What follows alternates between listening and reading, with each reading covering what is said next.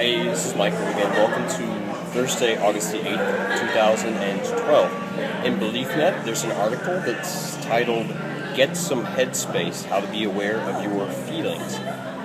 It's written by Andy Puddicombe, and he talks about fleeting emotions and how to get your feelings under control with meditation. You can find this at www.beliefnet.com, Wellness Meditation. Again, it's called Get Some Headspace. It starts out with fleeting emotions.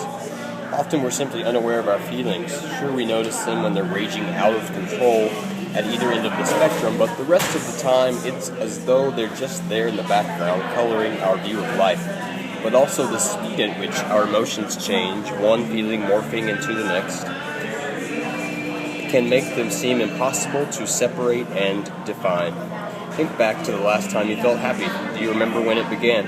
Take a minute or so to see if you can pinpoint the very moment the emotion of happiness came into being. And then, did it end?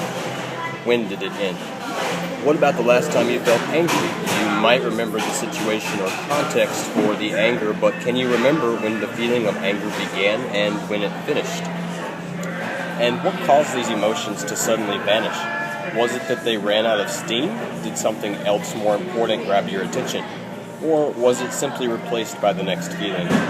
For something that's so central to our entire experience of life, we have remarkably little understanding of our emotions.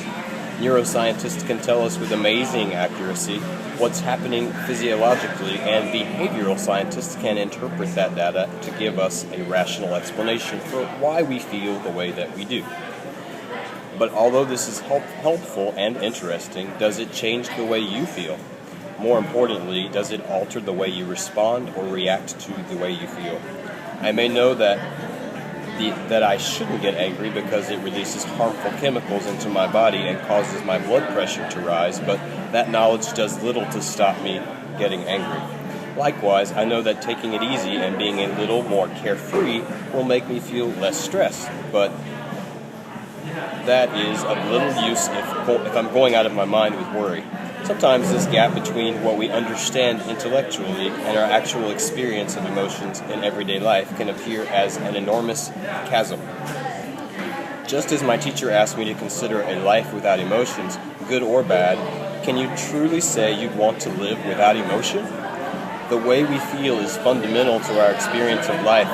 Perhaps in those moments when we're overcome by a difficult emotion, we might wish that there was some way to get rid of them altogether, but this is usually fleeting.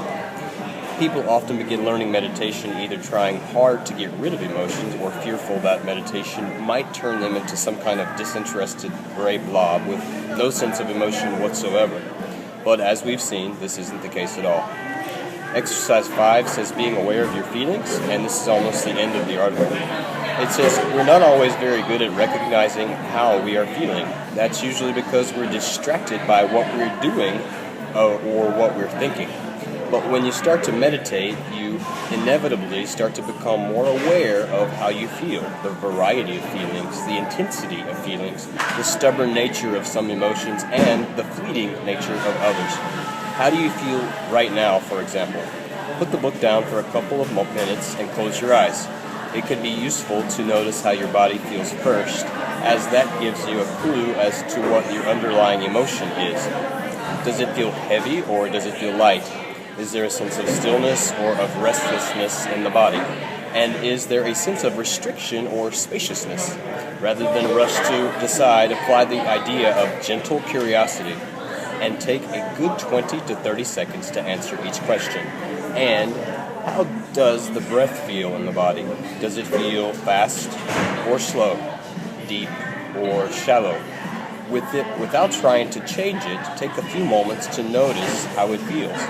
By the end of the exercise, you'll most probably have a much better sense of how you feel emotionally, but don't worry if not, because that's perfectly normal at first, and it will become more obvious with practice. That's from a book called Get Some Headspace, How Mindfulness Can Change Your Life in 10 Minutes a Day. And again, that's written by Andy Puddicombe, which is spelled Puddicombe. That will maybe help you to grasp hold of what this big brain is for and why you react the way that you do, and how to react in stressful circumstances, and what reactions are appropriate or inappropriate, and whether or not you need to seek professional help or meditate more or pray more. Anyway, that comes from BeliefNet.com. You can find that at www.beliefnet.com. Wellness meditation. Get some headspace. Have a good day. Bye-bye.